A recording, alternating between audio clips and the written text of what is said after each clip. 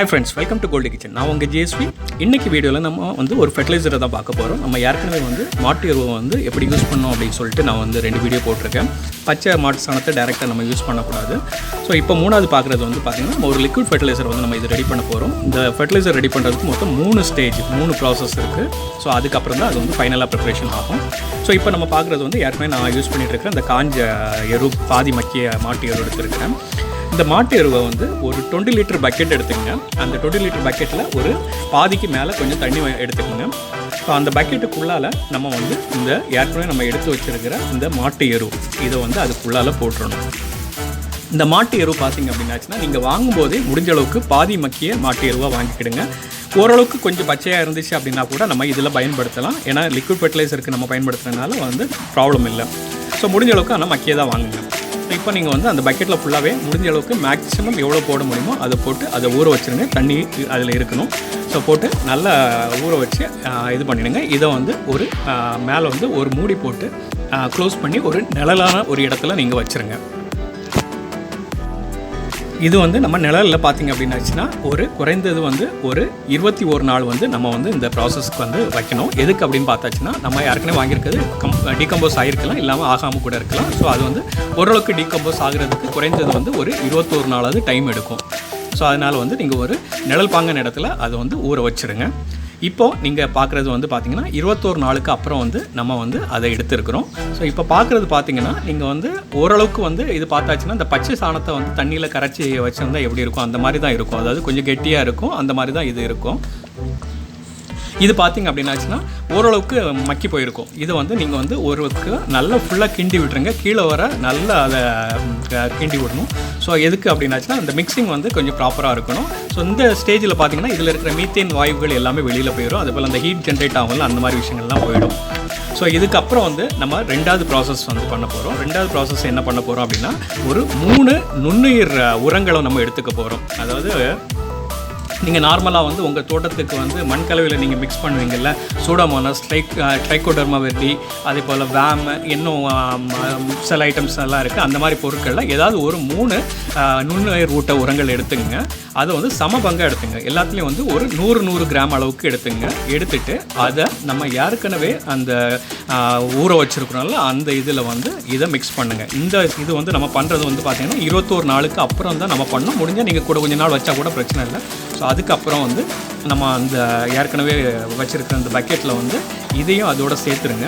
சேர்த்து இதையும் நல்லா மிக்ஸ் பண்ணி விடணும். அதாவது ஒரு நல்ல நீல கம்பு எடுத்து அந்த பக்கெட்டோட அடி வர அதை நல்லா நீங்கள் மிக்ஸ் பண்ணி விடணும். ஸோ அந்த நுண்ணுயிர் உரங்கள் எல்லாத்துலேயும் நல்லா சமமாக மிக்ஸ் ஆகிற அளவுக்கு நீங்கள் கிண்டி விட்டுருணும். இதையும் மறுபடி நம்ம ஒரு 7 நாட்கள் நம்ம நிழலில் மூடி போட்டு வைக்கணும். இடையிடையே ஒரு 2 நாளுக்கு ஒருக்கா நீங்கள் மறுபடியும் எடுத்து அது ஒருக்கா மிக்ஸ் பண்ணி விட்டீங்க அப்படின்னா ரொம்ப நல்லது. இந்த ப்ராசஸ் 7 நாள். இது 2வது ப்ராசஸ். ஓகே, இந்த ப்ராசஸ் முடிஞ்ச அப்புறம் நம்ம இன்னொரு ப்ராசஸ் நம்ம பண்ணுவோம். அது என்ன பண்ண போகிறோம் அப்படின்னு பார்த்திங்க அப்படின்னா நம்ம ஏற்கனவே மிக்ஸ் பண்ணியிருக்கிற அந்த இது இந்த 7 நாள் கழிந்த அப்புறம் அது கூடால நம்ம நாட்டு சர்க்கரை நம்ம மிக்ஸ் பண்ண போகிறோம். ஸோ நாட்டு சர்க்கரைங்கிறது நீங்கள் கெமிக்கல் ஃப்ரீயாக நாட்டு சர்க்கரை வாங்குங்க. நல்ல நாட்டு சர்க்கரையாக வாங்கிக்கோங்க. நான் இப்போ எடுத்துருக்கிற பார்த்தீங்கன்னா ஒரு 1/2 கிலோ அளவுக்கு நாட்டு சர்க்கரை எடுத்துக்கிறேன்.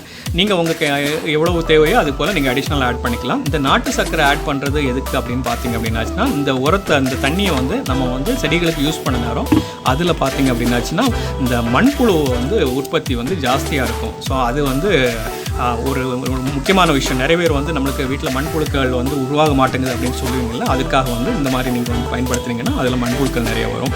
ஸோ இப்போ நீங்கள் பார்க்குற போல் அதில் நம்ம ஏற்கனவே எடுத்து வச்சுருக்க 1/2 கிலோ அந்த நாட்டு சர்க்கரையை அதோட மிக்ஸ் பண்ணிவிடுங்க. நாட்டு சர்க்கரையையும் இதே போல் உள்ளால போட்டு நல்லா கிண்டி கொடுத்துடணும். அதாவது பார்த்திங்கன்னா நல்லா மிக்ஸ் பண்ணணும். இதுவும் என்ன அப்படின்னு பார்த்தீங்கன்னா 1 வாரம் நம்ம ப்ராசஸ் பண்ணோம். இதுக்குள்ளே நாட்டு சர்க்கரை நீங்கள் சேர்த்துட்டு மறுபடியும் மூடி போட்டு நிழல் பாங்கான இடத்துல ஒரு 7 நாளைக்கு மறுபடியும் அப்படியே வச்சுருங்க. அதுக்கப்புறம் பார்த்திங்க அப்படின்னாச்சுன்னா நம்மளோட அந்த லிக்விட் ஃபெர்டிலைசர் ரெடி ஆகிடும். ஸோ இது 7 நாளைக்கு அப்புறம் நீங்கள் எடுத்து உங்களோட செடிகளுக்கு நீங்கள் பயன்படுத்தலாம். ஸோ இப்போ பார்க்குறது நம்ம ஏற்கனவே ரெடி பண்ணி வச்சுருக்கிற அந்த லிக்விட் ஃபெர்டிலைசர். இப்போ இந்த மாதிரி ஒரு பக்கெட்டில் 1 பக்கெட் அளவுக்கு ஃபுல்லாக தண்ணி எடுத்து அதில் 1 மக் அளவுக்கு இந்த லிக்விட் ஃபெர்டிலைசர் எடுத்து அதில் மிக்ஸ் பண்ணிவிடுங்க. மிக்ஸ் பண்ணி நல்லா கலந்துட்டு எல்லா செடிகளுக்கும் நீங்கள் வந்து இதை பயன்படுத்தலாம். முக்கியமாக வந்து பார்த்திங்கன்னா மாடி தோட்டத்தில் வந்து நம்ம வந்து அந்த மரங்கள் வச்சுருக்கோங்களா, அந்த மரங்களில் பார்த்திங்கன்னா நம்ம மற்ற உரங்கள் ஆட் பண்ணாரம் அதோட அந்த வெயிட் வந்து கூட்டிகிட்டே போகும், இல்லாட்டி அந்த தொட்டியோட சைஸ் வந்து சின்னதாக இருக்கும். அந்த மாதிரி இதுக்கு இந்த லிக்விட் ஃபெர்டிலைசர் நம்ம யூஸ் பண்ணோம் அப்படின்னாச்சுன்னா நல்ல பலன் இருக்கும். அதாவது நம்ம காய்கறி செடிகளுக்கோ இல்லை மற்ற செடிகளுக்கு வந்து நீங்கள் வந்து வாரத்துக்கு ஒரு முறை கொடுக்கலாம். அதே போல் வந்து இந்த மரங்களுக்கு அப்படி பார்த்தீங்க அப்படின்னாச்சுன்னா மரங்களுக்கு நீங்கள் கொடுக்க நேரம் வந்து பார்த்திங்கன்னா வாரத்துக்கு ஒரு முறையே கொடுக்கலாம். இல்லாட்டா முடிந்தால் சில நல்ல காய்க்கிற மரங்கள் நீங்கள் வந்து ஒட்டு செடிகள் மாடியில் வச்சுருந்தீங்கன்னா அதுக்கு வந்து நீங்கள் 3 நாள் 4 நாளைக்கு ஒருக்கா இதை வந்து ஒரு மக்கு வந்து நீங்கள் கொடுக்கலாம். ஸோ அந்த மாதிரி கொடுத்தீங்கன்னா உங்களுக்கு காய்ப்பு நல்லாயிருக்கும், நல்ல பலன் கிடைக்கும். இந்த வீடியோ உங்களுக்கு பிடிச்சிருக்கும் அப்படின்னு நம்புகிறேன். இது வந்து ஒரு பயனுள்ள வீடியோவாக இருந்துச்சுன்னா இந்த வீடியோவை லைக் பண்ணுங்கள், கமெண்ட் பண்ணுங்கள், ஷேர் பண்ணுங்கள். நம்ம சேனலை இதுவரை நீங்கள் சப்ஸ்கிரைப் பண்ணலன்னா உடனே சப்ஸ்கிரைப் பண்ணுங்கள். கூடவே நோட்டிஃபிகேஷன் பட்டன் வந்து ப்ரெஸ் பண்ணிங்க. அப்போ தான் நம்ம போடுற வீடியோ எல்லாம் உங்களுக்கு உடனே தெரியும்.